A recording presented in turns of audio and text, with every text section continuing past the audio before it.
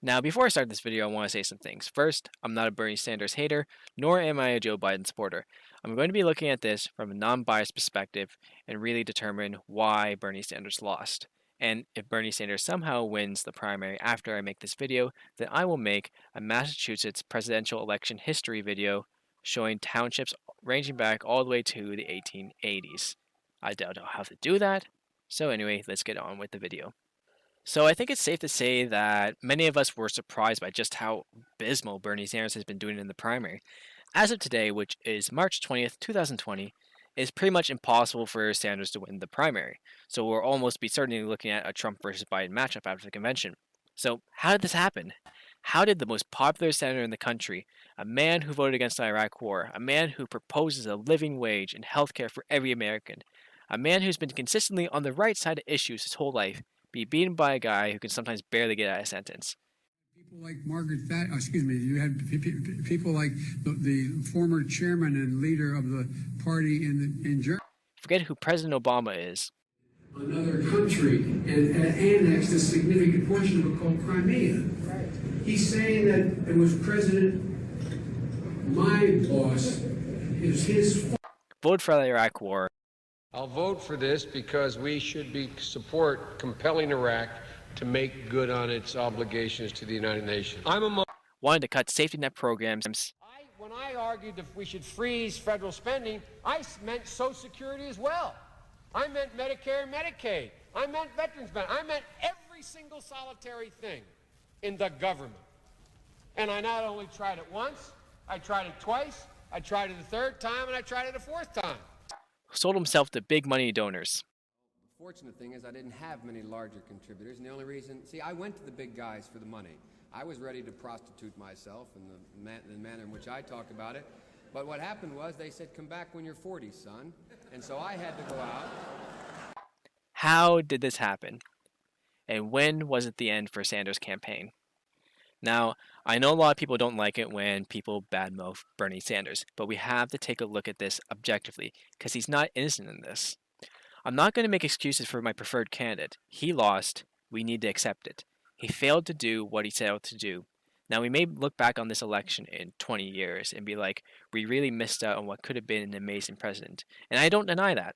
He has the potential to be the best modern president in American history. He has ideas that are overwhelmingly popular with the majority of Americans, but he just wasn't able to sell these ideas. So first thing we need to look at is, what was Bernie Sanders' path to victory? What he needed to do was hold every state that he won in 2016. He needed to close the gap in states that he narrowly lost, such as Massachusetts, Illinois, and Connecticut. And he needed to take a big chunk of the vote, at least 47%, in states such as New York, Florida, Texas, and California. He didn't do any of these. Not only did he not do any of these, he underperformed in every single state from 2016, with the exception of the Northern Mariana Islands, which isn't even a state. Now, before you guys scream at me in the comments, there's more than one candidate, I will address that later on in the video, because that's not a very good argument, especially since that Biden has been able to win over 40% of the vote in 13 contests, and Bernie only managed to do that in 5. From day one, when he announced his campaign, he was still an underdog. Everyone at this point was expecting Biden to run. And even at this point, before Biden was running, Biden was leading in the polls. Joe Biden has something that progressives call default support. Since that he was Obama's VP, he has name recognition, and Obama was well liked within the Democratic Party.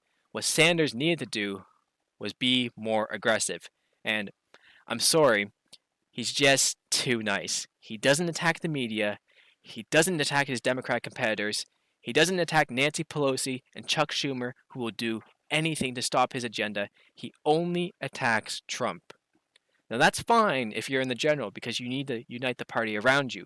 But during the primary, you gotta throw some punches.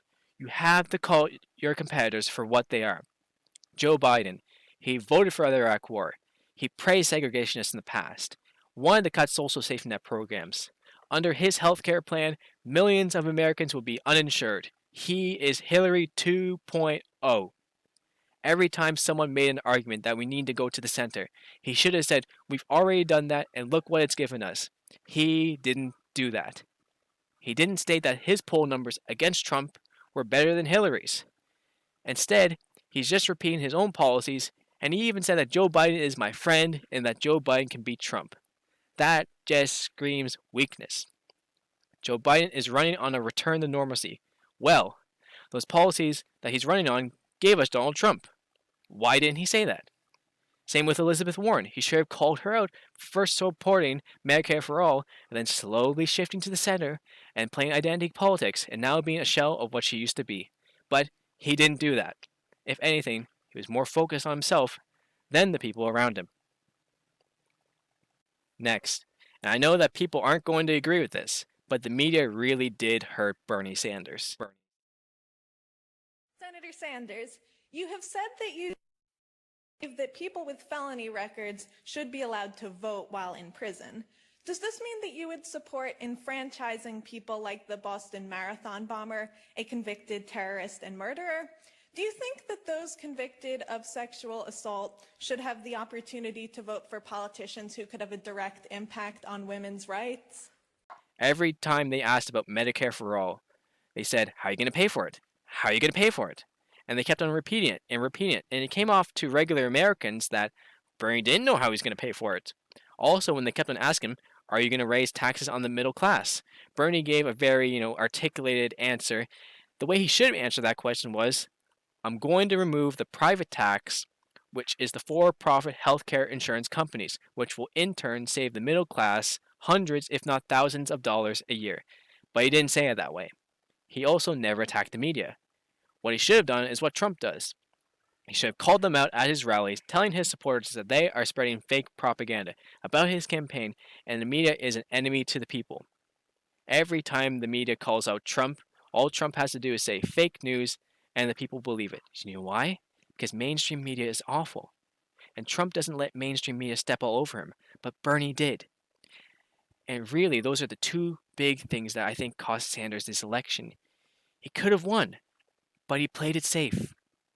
He tried to run an overly positive campaign in a time where the Democratic Party is at its darkest point. Now let's look at the results and analyze why Bernie lost the primary. So it's kind of funny. For the first couple of contests, progressives thought that Bernie was the frontrunner, that he was unstoppable, that he was going to win South Carolina and wrap up the primary before Super Tuesday. But even though he won the popular vote in all first three contests, the results show a very different story. Now I want you to look at the ideologies and not the candidates, because it's shown in past elections, candidates with similar ideologies split up the vote.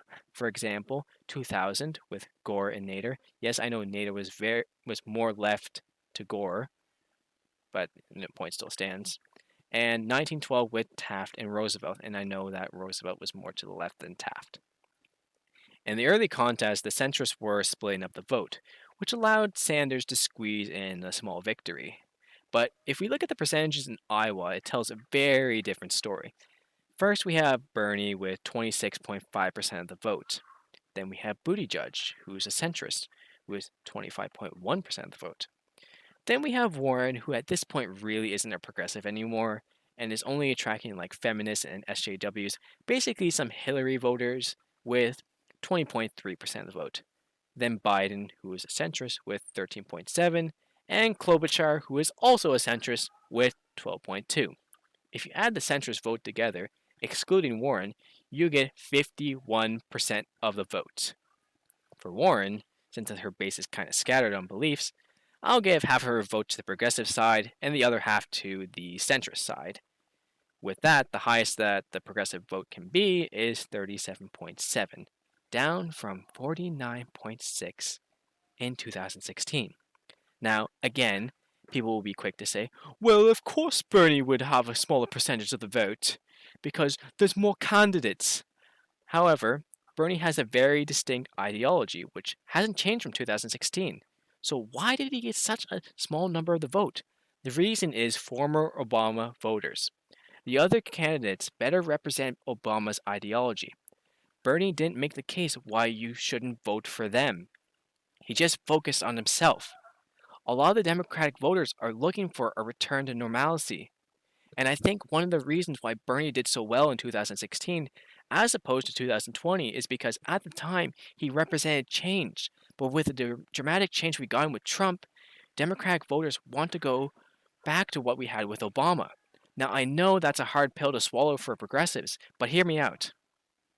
You know, there's the Washington bubble. Well, there's also a progressive bubble. And in this bubble, the majority of them want Bernie, Yang, or Tulsi. And you never hear arguments for the other candidates within this bubble. Typically, these are younger voters who believe that the status quo isn't working anymore.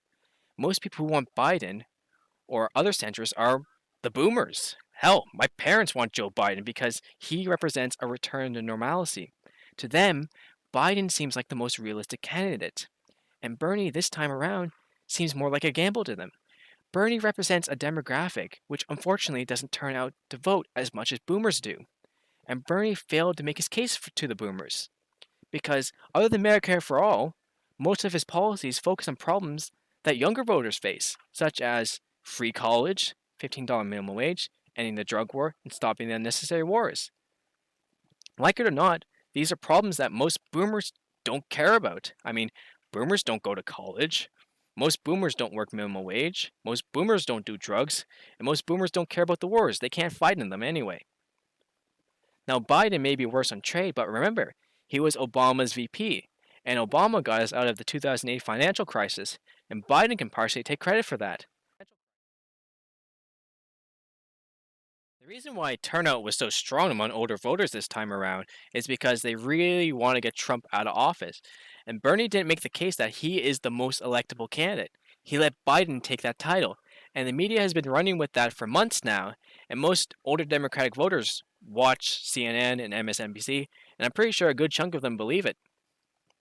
Now, before the primary started, I figured that Bernie was going to lose, mainly because of the stupid delegates. Now, I expected him to do better within the states, so here's my prediction map. I thought Bernie would have been more popular this time around if it was just him versus Biden. I thought he would easily be able to carry all the states that he did in 2016, no matter who else was running.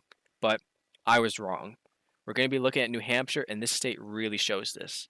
Now remember, New Hampshire is the neighboring state to Vermont, Bernie's backyard. He should have won this state in a landslide, like he did in 2016 with 60% of the vote. But this time around, he didn't even get half of that. And again, the centrist vote far surpasses the progressive vote, again, with 52.4% of the vote. This state should have been a layup for Bernie, but he couldn't even manage 30%. And if he couldn't even manage 30%, and even though he won the state, things weren't looking good. After that, he won Nevada in a similar way. But South Carolina is where things really started to change and really foreshadowed how the rest of the race was going to go. With the other centrist candidates pouring all the resources in the first three states, Biden easily won South Carolina with 49% of the vote. So at this point, Bernie was leading the delegate count, but in all these states, he never got over 41% of the vote. And Biden got 49% of the vote in South Carolina. Now, we all knew that Biden was going to do well in the South. But Super Tuesday was the final nail in the coffin, with Buttigieg and Klobuchar dropping out and all of their support going to Biden, because, as I said, they're centrists. Even with that, I thought, well, of course Bernie's going to win Minnesota, Maine, and Oklahoma. He can only improve from 2016. He's got this in the bag. But it didn't go like that at all. And it really took me by surprise. I think it took everyone by surprise just how poorly Bernie did. When I saw that Bernie lost Minnesota, I knew it was done. He won that state with 62% of the vote last time, and he lost. He lost Maine, which is in his backyard. Last time, Bernie did extremely well with rural voters. Not this time. He couldn't even pick up Oklahoma.